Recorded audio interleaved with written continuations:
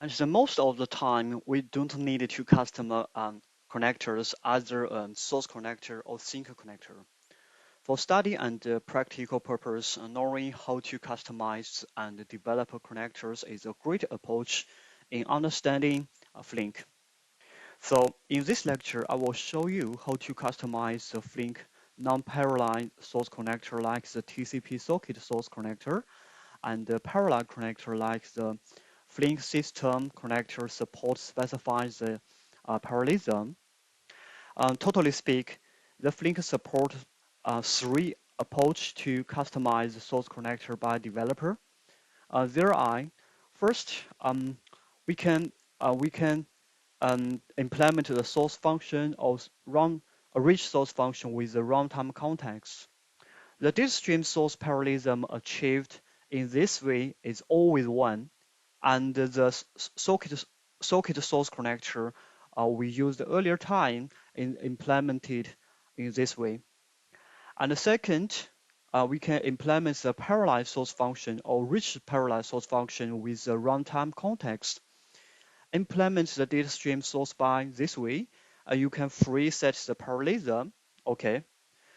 For performance and extensibility reasons, those two methods are not recommended in the new version of the Flink, which is instead by the more efficient and flexibility source interface. So Flink new source about the Flink new source API, we are not introduce it at here because it involves knowledge that we have not learned yet, such as the checkpoint, state, state backend, and so on. So at the end of this course, we are going to into more details about the new source API. All right. Okay, let's go ahead to custom a simple source function. By extends the rich source function. This source connector emit the random long value to downstream by periodically interval. Let me show you how to do this. Okay. Create new class named simple source function and extends rich source function. The output data type is long, all right, and override the cancel and run method. And here we can define the toggle variable static automatic boolean. This is a flag actually. New automatical and specifies the initial value 2. Right. Okay. When the Flink application is stopped, the cancel method will be called. So at here we can specify the running to false. All right. At here we can use the while loop running get, and we can use the thread local random current next long and bound to 2000. All right. Get the value as here.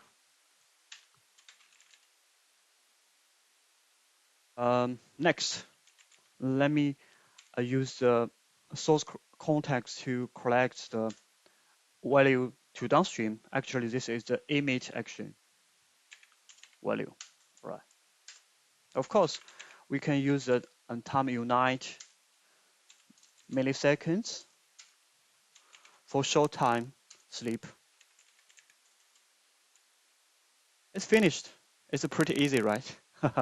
Actually, the source context not only to support to emit the data to downstream, also we can get the subtask and current task index from the context.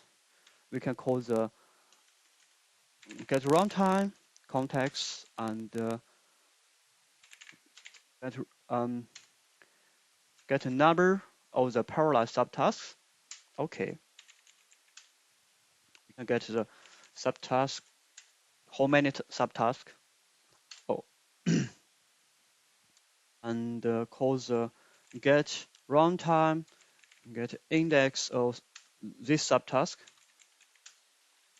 index subtask.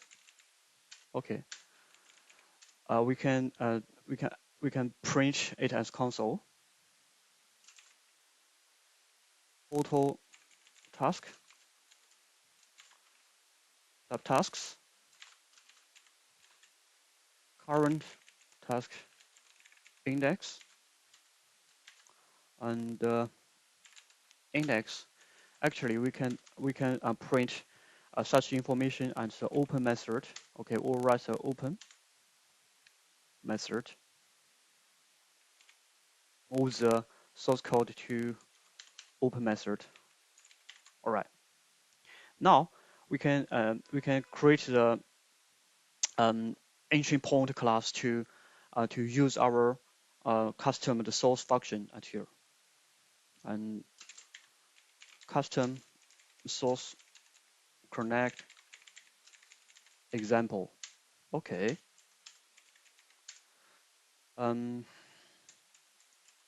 Through exception, stream execution environment to create local environment with web UI, new configurations, env, and env and source, new simple source function. Okay, and give it a name, simple source. We just print the random value to console. Okay, env execute, specify custom source connector. All right. Now let me run this application and locally. As you can see, the application is running smoothly, and our user-defined source function or source collector generated the random long value and emitted to downstream. And here, as you can see, but I wanted you to pay attention this print line. The total task is 1 and the current task index is 0. Why? Because we customized the source function by no parallel approach. So no parallel approach source function are always a one parallelism, right? Okay.